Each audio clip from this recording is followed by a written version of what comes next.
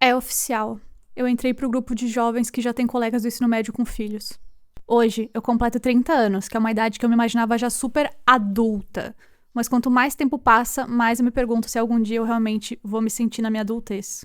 E não tem nada a ver com eu usar cabelo rosa ou brinquinho engraçadinho, é mais sobre como eu me sinto mesmo, sabe? Não sentir que eu sou madura o suficiente, que eu sou capaz o suficiente, que eu tô vivendo uma vida adulta o suficiente. Seja lá o que significa. É sobre como minha conta bancária limita as minhas decisões, enquanto eu vejo colegas tendo filho e viajando pela Europa, e fico me perguntando onde foi que eu errei. Enquanto isso, eu fico tendo crise de ansiedade só por ter que mudar de aluguel, vendo amigos comprando imóveis, às vezes comprando o segundo, terceiro, sendo que eu nem consigo conceber um dia conseguir comprar alguma coisa, que dirá um apartamento. Eu choro de nervoso só de ter que preencher uma papelada diferente. Como é que eu vou ser adulta? O que me traz um pouco de paz é que um dia desses eu tava ouvindo donas da porra toda, das minhas amigas Larissa Guerra e Marina Mels, e elas estavam falando sobre como elas se sentem da mesma forma, sendo que elas têm quase 40. Elas estavam falando dessa crise da meia-idade que tava batendo nelas, e eu me senti um pouco acolhida, porque mesmo tendo 10 anos a menos, pelo menos eu consigo ver que não sou só eu que me sinto assim. Tem gente que eu olho como muito capaz, como muito adulta, e que também ainda continua se sentindo assim. E isso só reforça a minha sensação de que eu nunca vou me sentir adulta o suficiente. Porque se nem a Marina, que tem casa própria, tem carro, tá casada, tá ali vivendo a vida dela empresária, se sente adulta, como é que eu vou me sentir? E aí elas trouxeram um ponto que também me deixou refletindo muito, que é: como era a vida dos seus pais na sua idade? Porque eu sei que os meus pais já tinham 2 filhos, já tinham comprado uma casa, sei lá quantos carros, tinham empresa, enquanto eu tô aqui. E aí a gente fica fazendo essas comparações com uma geração que não tem nada a ver com a nossa. Eles viviam uma estabilidade que é quase impossível a gente alcançar aos 20, como eles fizeram. E aí, se a gente for comparar o poder de compra de quem hoje em dia é idoso com o nosso, é realmente assustador pensar nisso. E aí, claro que pode ter alguém que vai aqui questionar: nossa, mas essa garota tá falando isso sendo que ela abriu mão da CLT pra virar influenciadora? Meu amor, você acha que eu ganhava quanto sendo uma repórter premiada, com graduação, ensino super... Ganhava praticamente a mesma coisa. Tava sofrendo igual pra pagar as contas, entendeu? Então, qual é o propósito de tudo isso que a gente faz?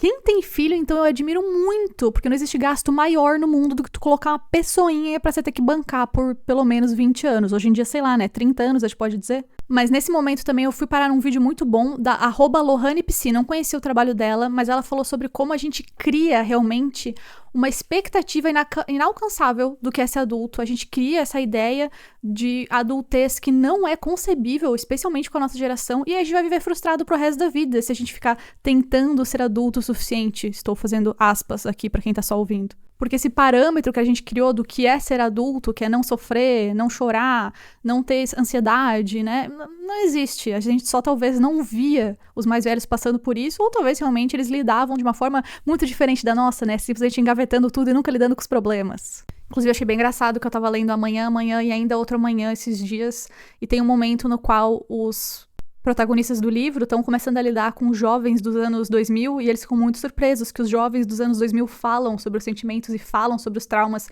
e criam coisas envolvendo os traumas deles ao invés de só empacotar eles e nunca lidar com eles. Eles ficam tipo, uau!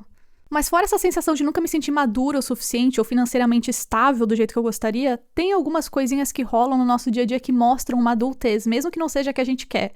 Tipo, sei lá, o meu metabolismo mudou completamente e eu não emagreço mais fácil como eu fazia quando era jovem, então claramente meu corpo tá adulto, né? Porque passou dos 25, chegou nos 30, já não vai mais funcionar tão bem. Dor nas costas, então, não melhora mais como melhorava antes. Todas as minhas doenças ficaram muito piores. Ao menos eu recebi diagnósticos necessários pra lidar com tudo isso e hoje eu tenho uma relação muito mais saudável com o meu corpo, que veio da maturidade. Coisas que a gente só consegue com o passar do tempo, então realmente tem a ver assim com a adultez. Mas ao invés de falar dos ônus de a gente ter todas essas doenças, esses problemas pra lidar, vamos falar da parte boa de envelhecer, porque a gente coloca a palavra envelhecer como se fosse algo muito negativo, né? Como se fosse horrível. As pessoas só pensam que vão ter ruga na cara e dor nas costas. Que sim, a gente vai ter e tá tudo bem, faz parte. A gente pode fazer uma musculação aí pra evitar isso, que eu tô sem fazer já há uns 2 meses, mas tem as partes legais da maturidade também. Porque querendo ou não, a gente precisa de tempo pra se entender, pra se conhecer, pra poder dizer quem a gente é, comunicar isso em voz alta e aceitar que, sim, a gente é isso e tá tudo bem e a gente não precisa da validação dos outros pra isso. Já é um pouco mais complicado, não é tão simples assim, mas eu sinto que melhora muito com o tempo essa questão da nossa autoaceitação. Especialmente do autoconhecimento. E eu sei que tem gente que precisa amadurecer muito mais cedo por conta da coisas da vida, né, o que não é justo, mas eu sinto que o autoconhecimento realmente só vai vir com o tempo.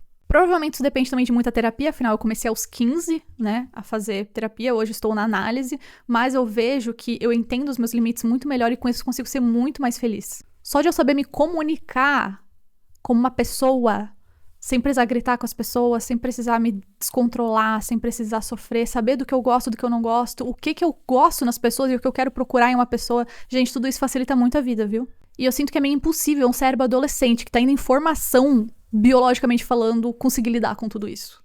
Porque por mais que eu continue sofrendo de ansiedade, de depressão nesse período todo, além de eu ter conseguido buscar ajuda psiquiátrica, o que levou muitos anos também pra eu tomar coragem, eu me conheço muito melhor pra conseguir me acolher muito mais e pra conseguir entender os meus limites e com isso ter uma vida muito melhor.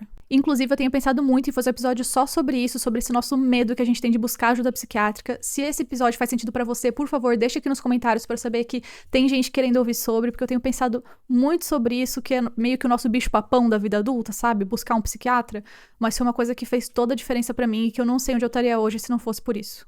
E de novo a gente volta pro começo, porque é difícil pra mim pensar em falar sobre isso sem vir uma vozinha na minha cabeça de quem é você? Você só tem 12 anos.